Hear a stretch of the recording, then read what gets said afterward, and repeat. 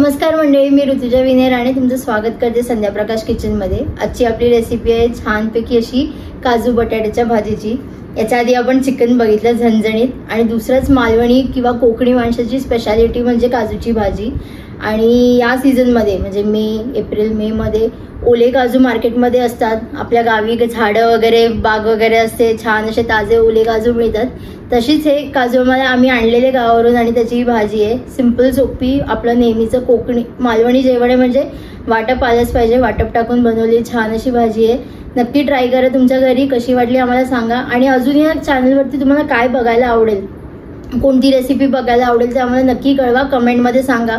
चॅनलवरती नवीन असाल तर सबस्क्राईब करा, लाईक करा, शेअर करा आमच्या रेसिपीज, आणि तुमचे फीडबॅक नक्की कळवा। नवीन रेसिपी घेऊन परत भेटू। टिल देन हरिओम श्रीराम अंबज्ञ नाचवीत नाचवीत नाचवीत। इथे आपल्या काजूच्या भाजीसाठी मी काही ओले काजू घेतलेत। हे ह्याच्या आधी आपल्याला साला काढावी लागणार आहे। ही जी भाजी आहे ती, त्याच्यासाठी ह्याला आपण गरम पाण्यामध्ये थोडा वेळ भिजवून ठेवणार आहे।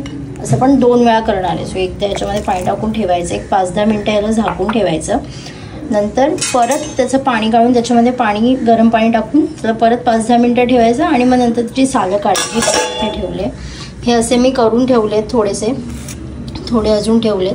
हे 2 वेळा मी त्याला पाण्यामध्ये भिजवून त्याची अशी पूर्ण सालं निघतात। सो हे अशी पूर्ण सालं त्याची काढायची आहेत आपल्याला। आता हे इथे झाकून ठेवलं, ह्याला 10 मिनटं ठेवूया आपण, आणि परत एकदा पाण्यामध्ये भिजवून त्याला 10 मिनटं ठेवून सालं काढून घेऊ।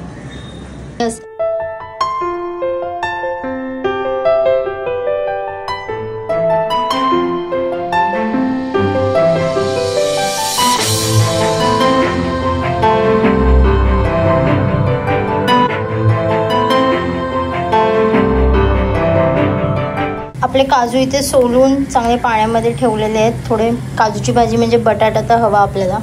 इथे मी फोडणीसाठी तेल गरम केलं आहे। आता आपण कढीपत्ता टाकूया आधी।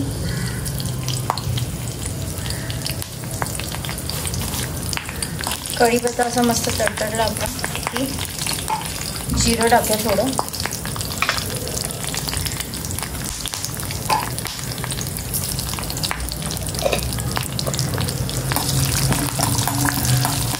आता ह्याच्यामध्ये आपण टाकूया कांदा, आणि कांदा चांगला भाजून घेऊया आपला।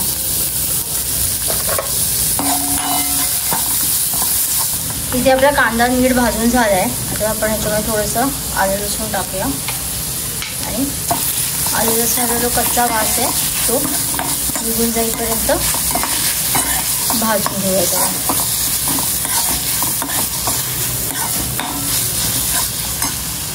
आलं लसूण पण आपण चांगलं भाजलं गेले। आता थोडा टोमॅटो, थोडासा, जास्त नाही,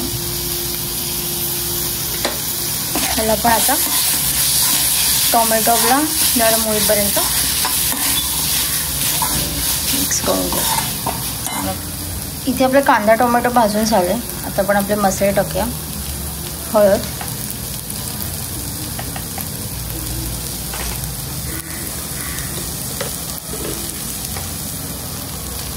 मालवणी मसाला,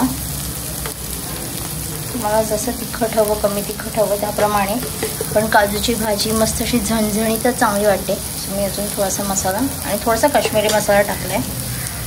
आणि आता मसाला चांगला भाजून घेऊया आपला।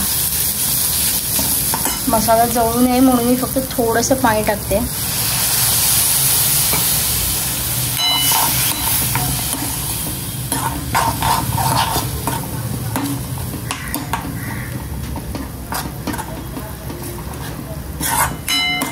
मसाल्याने आपलं तेल सोडायला लागलं की आपण भाजी फोडणीला टाकूया। आपला मसाला भाजून झालाय। आता आपण ह्याच्यामध्ये वाटप ॲड करूया।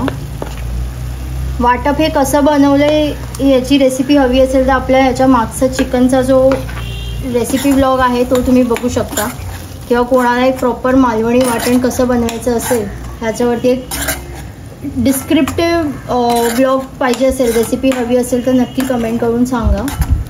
आता हे वाटप आपण भाजून घेऊया। वाटप छान असं भाजलं गेलं की मग आपण ह्याच्यामध्ये आपला काजू आणि बटाटा टाकूया। इथे आपलं वाटप पण भाजलं आहे, पण ह्याच्यामध्ये थोडंसं पाणी टाकलेलं कारण खाली चिकटू नये म्हणून। आणि आता आपण याच्यामध्ये आपलं काजू आणि बटाटे ॲड करू.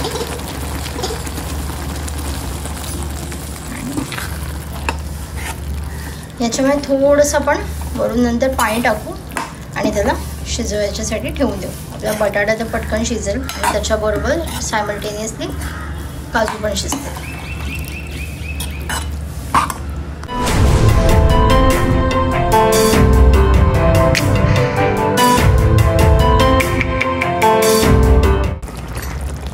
इथे आपली भाजी आपण एक 10-15 मिनटं चांगली मीडियम गॅसवरती उकळत ठेवली होती.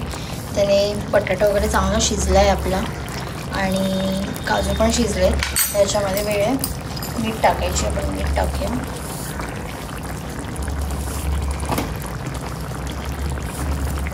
मीठ आणि कोथिंबीर.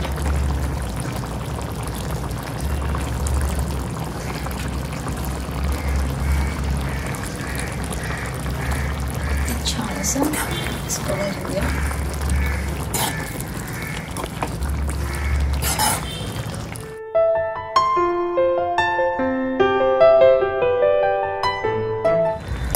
अशा प्रकारे आपली काजूची भाजी तयार आहे.